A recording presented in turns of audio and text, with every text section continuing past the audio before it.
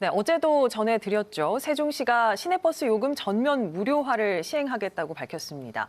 대중교통 활성화에 대한 기대도 있지만 예산 마련이 과연 가능할 것이냐는 우려도 교차하고 있는데요. 최민호 세종시장과 직접 이야기 나눠보겠습니다. 어서 오십시오. 네, 안녕하세요.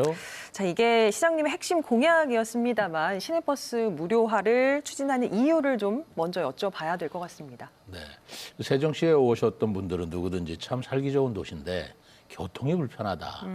더더구나 출퇴근 시에는 너무 혼잡하다. 예. 이런 말씀들을 많이 하십니다. 그런데 도로가 좀 좁게 설계돼 있고요. 그러다 보니까 자꾸 이 자가용을 운행하면서 교통 혼잡이 가중이 되는데 대중교통 위주의 교통체계로 전환시키기 위해서는 어떻게 할까 하다가 역시 그 교통체계를 개편하면서 요금을 무료화하면 효과적이겠다라는 생각이 들어서 예. 요금 무료화를 추진하고 있습니다. 그러니까 대중교통 활용도를 높이겠다. 그렇습니다. 예. 자, 복지 정책이 아니다, 교통 대책이다. 어제 기자회견에서 이렇게 말씀을 하셨습니다.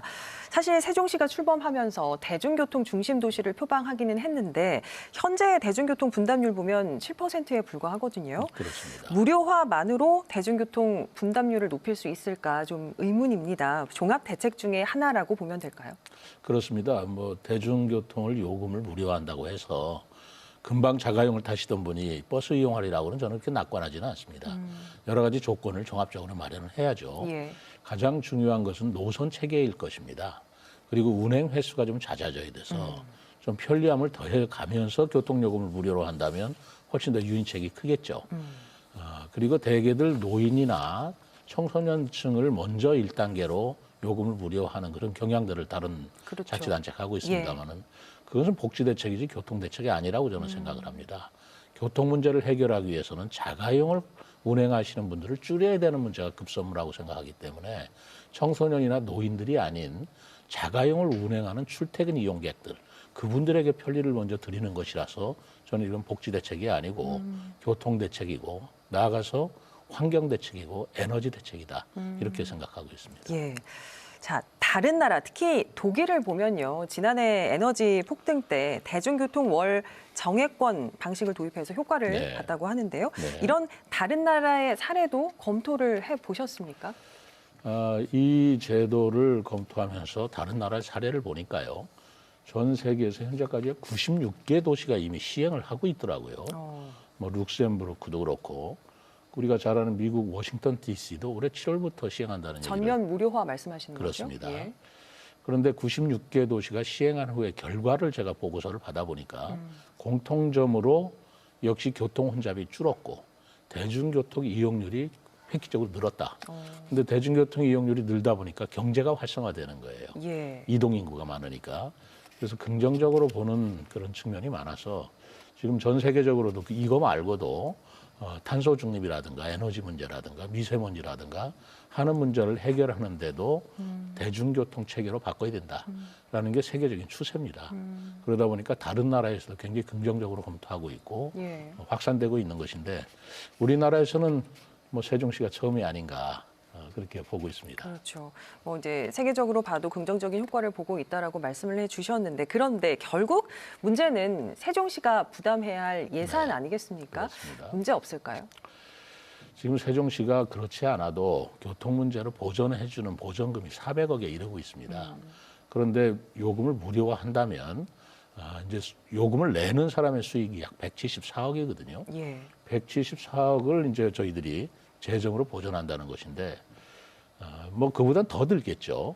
뭐 200억 든다고 해서 세종시의 부담이 크게 되느냐를 걱정하시는 분이 많은데 저희 시에서는 그 지역 화폐라고 하는 염인전이 있습니다. 예.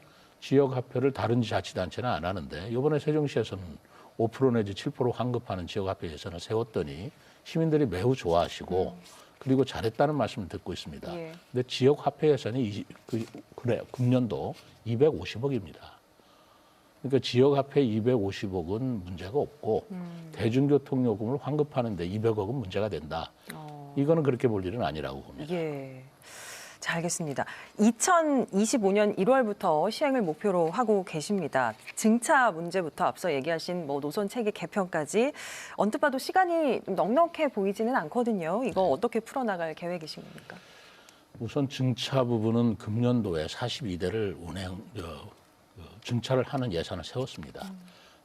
전기버스, 수소버스로 그리고 휠체어를 타고 갈 수 있는 저장버스로 예. 대수를 늘렸고요. 그다음에 운행 체계 개편, 노선 개편은 올해 용역을 주어서 상반기적으로는 나올 것 같습니다.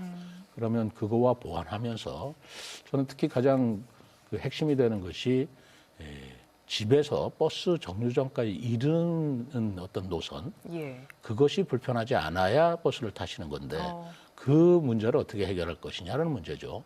저는 어울링이라는 우리 세종시에 자전거 제도가 있습니다. 예. 한 달에 5천 원만 내면 마음껏 탈 수 있습니다. 그러면 아침에 자전거를 타고 오셔서 간선도로의 버스를 타시고 버스 정류장에는 자전거 거치대를 전부 다 놔둔다면 뭐 자전거로 운동도 되시고 예. 그리고 편리함도 좀 뭐 불편은 하시겠지만 나아지지 않을까 생각하고 있거든요. 그런 것들을 같이 검토하면서 해나가면 성공하지 않을까 생각하고 있습니다. 여민전부터 어울림까지 함께 활용하겠다. 그렇습니다. 알겠습니다. 그 무료 요금이라고 하지만 그것을 여민전으로 우리가 또 되돌려 드린다면 그건 또 지역 화폐이기 때문에 예. 지역 내에서만 이제 자금이 돌죠. 그럼 경제 활성에도 또 플러스 효과가 있으리라고 봅니다. 알겠습니다. 세종시가 추진하고 있는 시내버스 요금 전면 무료화에 대해서 말씀 나눴습니다. 잘 들었습니다. 네, 감사합니다.